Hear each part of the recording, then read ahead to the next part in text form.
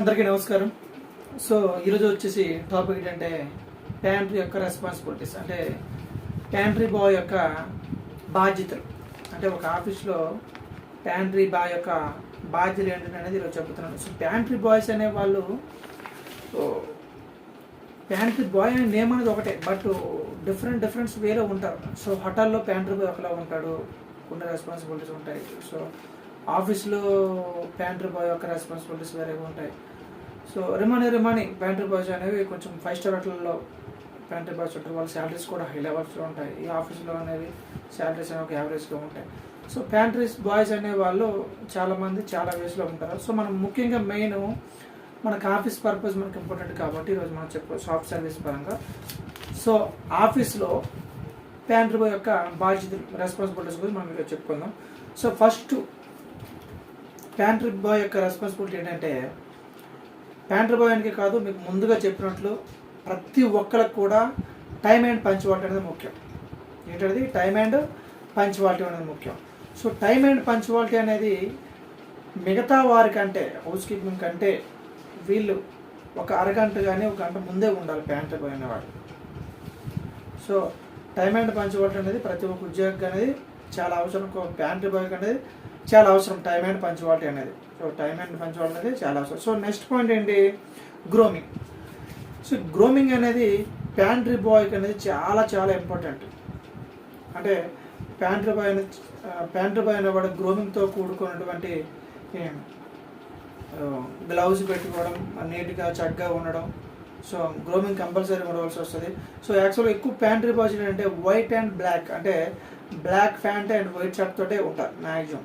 అంటే 100కి 80% ఎక్కడ చూసిన pantry boys white shirts and black ప్యాంట్స్తో మాత్రమే ప్యాంట్రీ బాయ్స్ ఉంటారు. సో రిమైనింగ్ కాంట్రాక్ట్స్ కానీ లేకపోతే మన వేరే కంపెనీలు కానీ ప్యాంట్రీ బాయ్కి అనేది సపరేట్గా ఒక యూనిఫామ్ ఇవ్వడం జరుగుతుంది.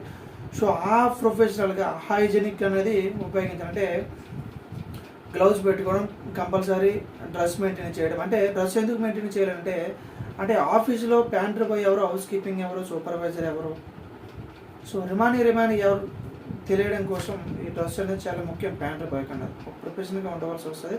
సో హైజీనిక్గా ప్యాంట్రీ బాయ్ ఉండాలి. సో కంపల్సరీ గ్రూమింగ్ అనేది అవసరం. నేను ముందుగా చెప్పాను గ్రూమింగ్ కోసం అసలు గ్రూమింగ్ స్టాండర్డ్స్ ఏవో వస్తాయి అనేది నేను సపరేట్గా ఒక వీడియోలో నేను చెప్తాను, సరేనా.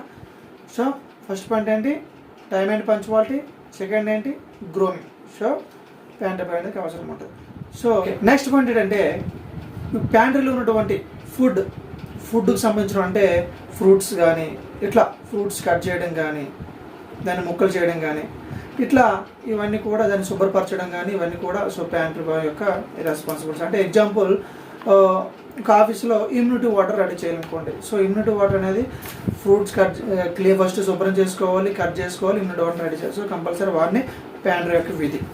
ఇంకో పాయింట్ ఏంటంటే, ప్యాంట్రీ అనేది కామన్గా ప్యాంట్రీ బాయ్ అనేవాడు ఎవరైనా ఉద్యోగులకు కానీ, అలాగే ఎవరైనా గెస్ట్లు ఎవరైనా వస్తే, అతిథులు ఎవరైనా వస్తే కానీ కంపల్సరీ వాళ్ళకి వాటర్, టీ, కాఫీ, ఇంకేమైనా బెవరేజెస్, తినే వస్తువులు సర్వ్ చేయడం జరుగుతుంది. కంపల్సరీ సర్వ్ ప్యాంట్రీ బాయ్ యొక్క మెయిన్ విధే ఏమైనా అతిథులు కానీ లేకపోతే ఉద్యోగులు కానీ కాఫీ, టీ అనేది ప్రొవైడ్ చేస్తారు, సర్వ్ చేస్తారు. ఓకేనా. సో నెక్స్ట్ పాయింట్ ఏంటంటే, ప్యాంట్రీ యొక్క గది. అంటే మీకు ముందు చెప్పాను, ప్యాంట్రీ గది అంటే వంటగది అని అంటారు. అంటే ప్యాంట్రీని తెలుగులో వంటగది అని అంటారు, బట్ ఆఫీస్లో ఆ ప్యాంట్రీ యొక్క ఏరియాని పరిశుభ్రంగా క్లీనింగ్ చేసుకోవాలి. ఎందుకంటే డైలీ క్లీనింగ్ చేసుకోవాలి, శుభ్రంగా ఉంచుకోవాలి, అలాగే డీప్ క్లీనింగ్ వీక్లీ కూడా చేసుకోవాలి. సో ప్యాంట్రీ యొక్క ఏరియా అనేది మంచిగా క్లీన్ చేసుకోవాలి, శుభ్రపరచుకోవాలి. అంటే ఏవే శుభ్రపరచుకోవడం, ప్యాంట్రీ యొక్క ఏరియాస్, కబోర్డ్స్, అర్మారాస్ అండ్ మెషన్స్, ఒక ప్యాంట్రీకి సంబంధించిన ఐటమ్స్ ఇవన్నీ కూడా సో క్లీన్ చేసుకోవాల్సి వస్తుంది. సో మెయిన్ రెస్పాన్సిబిలిటీ అనేది ప్యాంట్రీ యొక్క ఏరియా అనేది ప్యాంట్రీని శుభ్రంగా క్లీన్ చేసుకోవడం. ఇంకా పాయింట్ ఏంటంటే, అంటే ప్యాంట్రీకి సంబంధించినటువంటి ఇన్వెంటరీ వస్తువులు, అంటే ప్యాంట్రీకి సంబంధించినటువంటి వస్తువులు ఏవైతే ఉంటాయో, టీ బ్యాగ్స్ ఉంటాయి, మిల్క్, నెక్స్ట్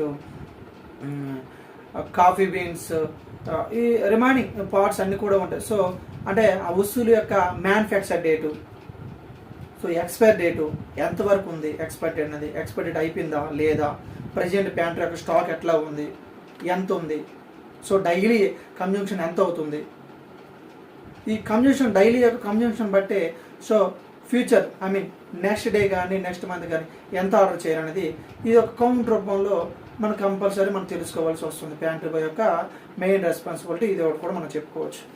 ఓకేనా. సో ఇంకో పాయింట్ ఏంటంటే, లాస్ట్ పాయింట్ ఏంటంటే, అంటే చాలా రెస్పాన్సిబిలిటీస్ ఉన్నాయి, బట్ యావరేజ్గా ఒక మెయిన్ రెస్పాన్సిబిలిటీస్ నేను చెప్పబోతున్నాను. సో లాస్ట్ పాయింట్ ఏంటంటే, ఒక హౌస్ కీపింగ్, అంటే ఆఫీస్లో హౌస్ కీపింగ్ ఉంటారు కాబట్టి హౌస్ కీపింగ్ యొక్క సిబ్బంది మ్యాన్ పవర్ అనేది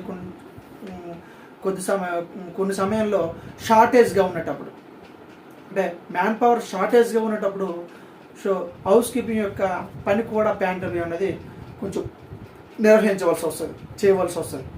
ఓకేనా.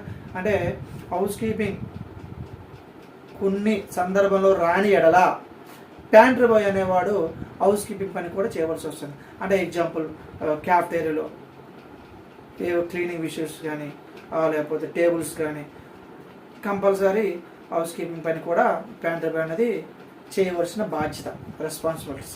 ఇవ్వండి బేసిక్గా మెయిన్ రెస్పాన్సిబిలిటీస్.